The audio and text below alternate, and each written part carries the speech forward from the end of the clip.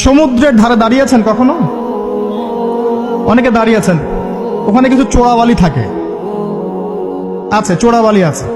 এই চোরাবালিতে কেউ যদি ডুবে যায়, দেখা যায় যে আস্তে আস্তে তার হাঁটু, তারপরে তার কোমর, তারপর বুক আস্তে আস্তে ডুবতে থাকে।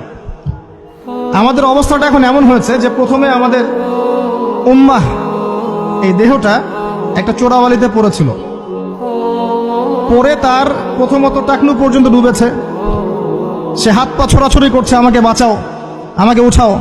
চারপাশে উম্মার অনুসারী মানুষরা ছিলেন, তারা বলছে নড়াচড়া করবেন না, নড়াচড়া করবেন না, নড়াচড়া করলে আরো ডুবে যাবেন, ওইভাবে থাকেন।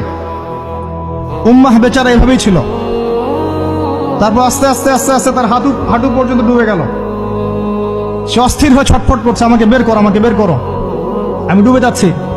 আশপাশের মানুষ বলছে রিল্যাক্স, নড়াচড়া করবেন না, নড়াচড়া করলে আপনি ডুবে যাবেন। এভাবে আস্তে আস্তে কোমর, আস্তে আস্তে বুক, এখন গলা পর্যন্ত ডুবে গেছে। এখনো উম্মাহ চিৎকার করছে, আমাকে বের করো, আমাকে বের করো, আমি ডুবে যাচ্ছি। আশপাশের মুসলিমরা বলছে নড়াচড়া করতে যায় না, নড়াচড়া করতে যায় না, ওইটাও ডুবে যাবে।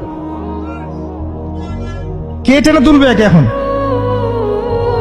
যারা আশপাশে আছে এই দুরবস্থায় এবং এই দায়িত্ব পালন করে নাই, আল্লাহ পাক অচিরে তাদেরকে সরিয়ে দিবেন ইনশাআল্লাহ, কোনো সন্দেহ নাই।